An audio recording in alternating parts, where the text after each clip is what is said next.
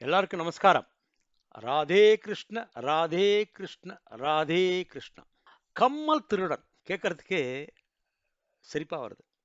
யாராவது கம்மல் பொம்மநாட்டிகள் காதல போட்டுக்கிற அந்த குண்டலத்தை திருடுவாளா? அதுவும் ஒரு ராஜா. அதான் சிரிப்பு வருது. இன்னைக்கு அந்த கதையை தான் பார்க்க போறோம். காமரூப் நாடு என்னது இது? அஸ்ஸாம். இப்ப இருக்கிற அஸ்ஸாம். அதோட ராஜா அவன் வந்து கம்மல் திருடினான் அப்படிங்கிற கதை. ஆச்சரியமா இருக்கு. கிருஷ்ணரோட பொண்டாட்டி சத்யபாமா. சத்யபாமா யாரு? விஷ்ணுவோட பொண்டாட்டி பூமாதேவி. பொறுமையின் பூஷணம் அவள். பூமாதேவி நம்ம பொறுமை சொல்றோம் இல்லையா? எத்தனை சகிச்சுக்கிறது நம்ம எவ்வளவு அசிங்கப்படுத்துறோம், அவமானப்படுத்துறோம், கோரப்படுத்துறோம் பூலோகத்தை. அத்தனையும் அவ தாங்கி. அந்த சத்யபாமாவோட புள்ள தான் அந்த ராஜா. சரி, இப்ப கதைக்குள்ள போ. தேவர்களோட தாயார் பேர் அதித்தின்னு பேர். அந்த அதித்தி கிட்ட 2 கம்மல் இருந்தது, 2 காதுக்கு போட்டுக்கிறது. அதை அந்த ராஜா திருடிட்டான். எதுக்குடா திருடினான் அந்த ராஜா அப்படின்னா, அதுல அவ்வளவு விசேஷம் இருக்கு. அந்த கம்மல் 2ம் நமக்கும் நமக்கு வேண்டிய பட்டுவாளுக்கும் வரப்போற இன்னல்கள், அடுத்தாப்புல என்ன நடக்கும், யாரு நமக்கு பகைவர்கள், எல்லாத்தையும் இது காமிச்சு கொடுத்துருமா. அதனால இந்த ராஜா அவனுக்கு என்ன வரம் இருக்கு? எல்லாரையும் அடக்கி ஆண்டுடுவான், எல்லாரையும் ஜெயிச்சுடுவான். அவனுக்கு சாவே கிடையாது. ஏன்னா அவனுக்கு சாவு அவன் அம்மா கையில.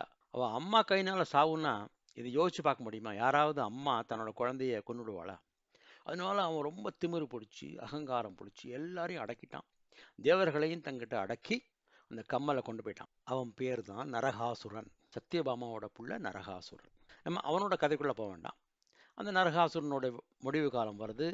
தாங்க முடியல மக்களால, அவ்வளவு அட்டூழியம் பண்றான். அப்புறம் கிருஷ்ணர் அவனோட சண்டை போடுறார். கிருஷ்ணராலையும் ஜெயிக்க முடியல. அப்புறம் சத்யபாமா முன்னாடி நிற்க சொல்றார். உன் பிள்ளையா இருந்தாலும் பரவாயில்ல, நீ அம்பு விடுங்கிறார். அம்பை விடுறான், அவன் செத்து போயிட்டான். அப்ப சாகிற போது சொல்றான் கிருஷ்ணர்கிட்ட, இப்பதான் எனக்கு புரிகிறது நான் எவ்வளவு தப்பு பண்ணேன்னு. எல்லாரும் என்னோட இறப்பை வந்து துக்கம் கொண்டாட வேண்டாம், எல்லாரும் சந்தோஷமா கொண்டாடுங்க, புதுசு போட்டுங்க, பட்டாசு வெடிங்க அப்படிலாம் சொல்றான். இந்த கதையெல்லாம் நம்ம கேட்டிருக்கோம்.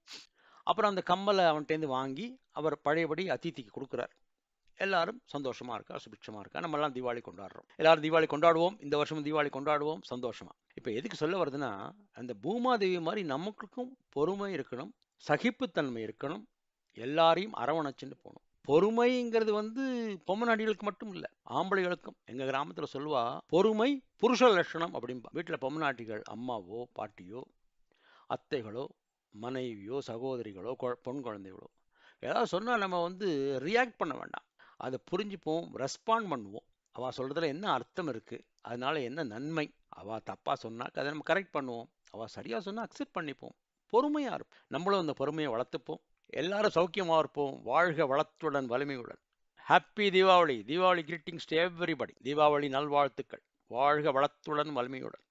ராதே கிருஷ்ண ராதே கிருஷ்ண ராதே கிருஷ்ண.